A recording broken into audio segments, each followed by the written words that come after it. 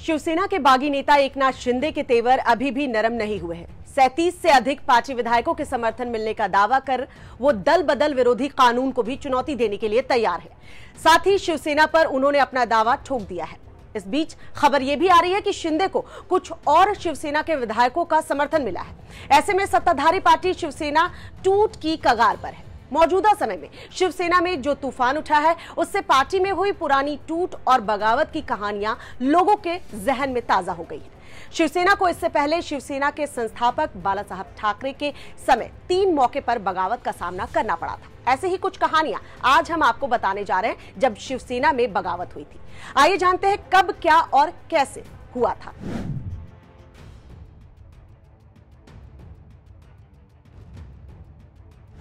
ये बात उस वक्त की है जब महाराष्ट्र की राजनीति में बाला साहब ठाकरे का दबदबा हुआ करता था।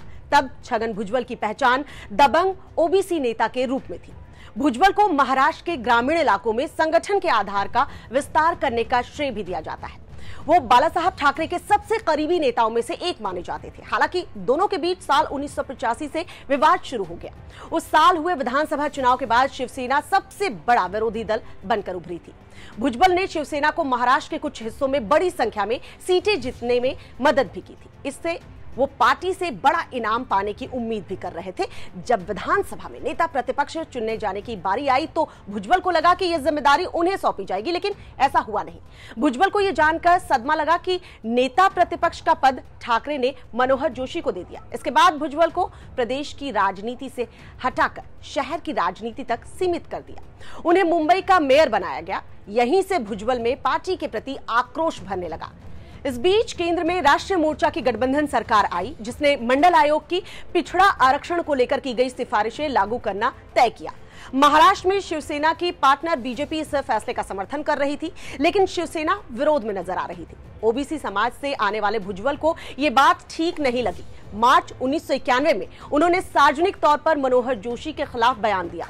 ये भी साफ कर दिया कि अब वो मुंबई का दोबारा मेयर नहीं बनना चाहते हैं।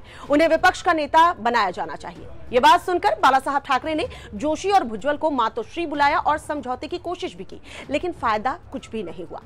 नागपुर में शीतकालीन सत्र के दौरान 5 दिसंबर 1991 को भुजबल ने शिवसेना के कुछ विधायकों के साथ बाला साहब ठाकरे के खिलाफ विद्रोह कर दिया। उन्होंने पार्टी छोड़ दी और कांग्रेस को अपना समर्थन देने की घोषणा तक कर डाली, जो उस समय राज्य में शासन कर रही थी। हालांकि बाद में कई बागी विधायक उसी दिन शिवसेना में वापस लौट आए थे। बचे हुए विधायकों के साथ भुजबल ने विधानसभा स्पीकर को खत सौंपा कि वो शिवसेना बी नाम का अलग से गुट बना रहे हैं और मूल शिवसेना से खुद को अलग कर रहे हैं। स्पीकर ने भुजबल के गुट को मान्यता दे दी, जिसके बाद उन्होंने अपने समर्थक विधायकों के साथ कांग्रेस की सदस्यता ग्रहण कर ली।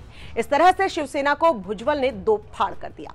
ये पहली बार था जब ठाकरे परिवार ने कहीं से धोखा खाया। भुजबल बाद में एनसीपी में शामिल हो गए, जब शरद पवार ने 1999 में कांग्रेस छोड़ने के बाद अपनी पार्टी बनाई थी।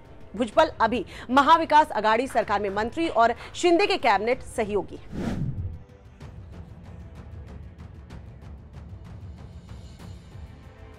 शिवसेना को दूसरी बार तब झटका लगा था जब 2005 में नारायण राणे ने बगावत की।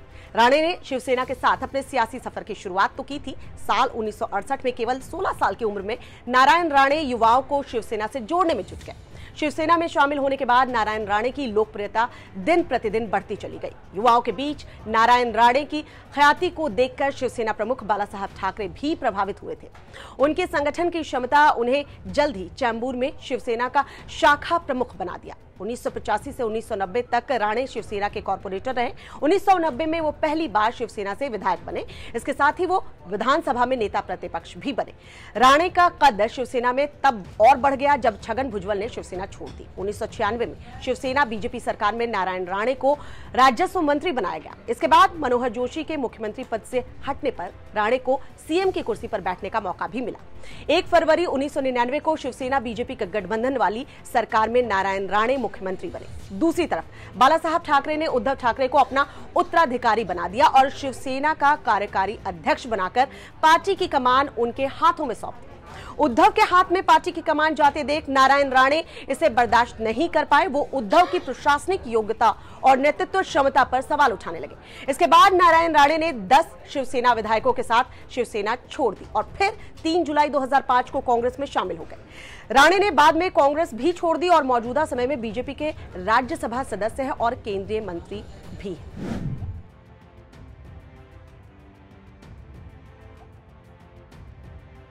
शिवसेना को अगला झटका 2006 में लगा, जब अपने अस्तित्व की तलाश में बाल ठाकरे के भतीजे और उद्धव ठाकरे के भाई राज ठाकरे ने पार्टी छोड़ने का फैसला कर लिया था।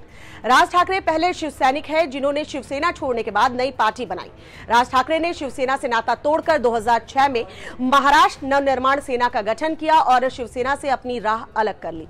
बड़े पैमाने पर काडर से जुड़े लोग उनके पीछे पीछे शिवसेना छोड़ चल पड़े। राज ठाकरे ने तब कहा था कि उनकी लड़ाई शिवसेना नेतृत्व के साथ नहीं, बल्कि पार्टी नेतृत्व के आसपास के अन्य लोगों के साथ है। उनका इशारा उद्धव ठाकरे की ओर था।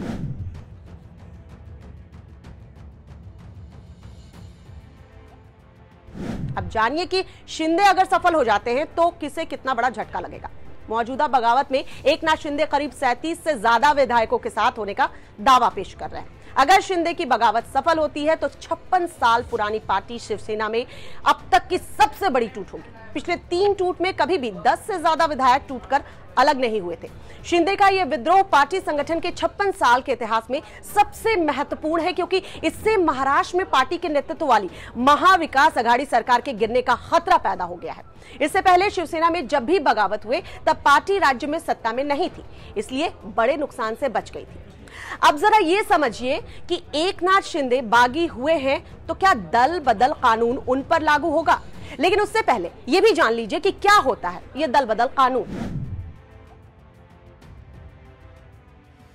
अगर किसी भी राजनीतिक दल के 2/3 से अधिक लोकसभा या विधानसभा सदस्य पार्टी से बगावत करके अलग गुट बना लेते हैं तो उनकी सदस्यता रद्द नहीं की जा सकती, ऐसा दल बदल कानून कहता है। मतलब ये साफ है कि 2/3 से ज्यादा सांसद या विधायक किसी भी पार्टी या उसके नेतृत्व से नाराज हो जाते हैं और जो भी फैसला लेते हैं वो मान्य हो जाता है।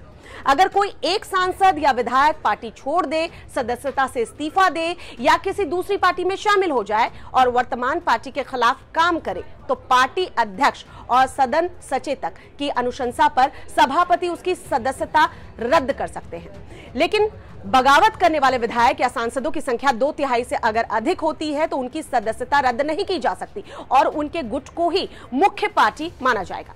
इस हिसाब से एकनाथ शिंदे फायदे में हैं और उद्धव ठाकरे भारी नुकसान में नजर आ रहे हैं, क्योंकि शिवसेना के कुल 55 विधायक हैं और दावा तो यह किया जा रहा है कि 41 शिवसेना के विधायक एकनाथ शिंदे के खेमे में हैं, यानी 55 विधायकों में से सिर्फ 14 शिवसेना के पास मौजूद हैं। ये संख्या उद्धव के खिलाफ है जो 2/3 से अधिक है। हालांकि विधिवत दल बदल के लिए शिंदे के पास 37 विधायक होने चाहिए। अगर वो ऐसा कर लेते हैं तो दल बदल कानून के सहारे भी उद्धव ठाकरे बागी विधायकों का कुछ नहीं कर सकते।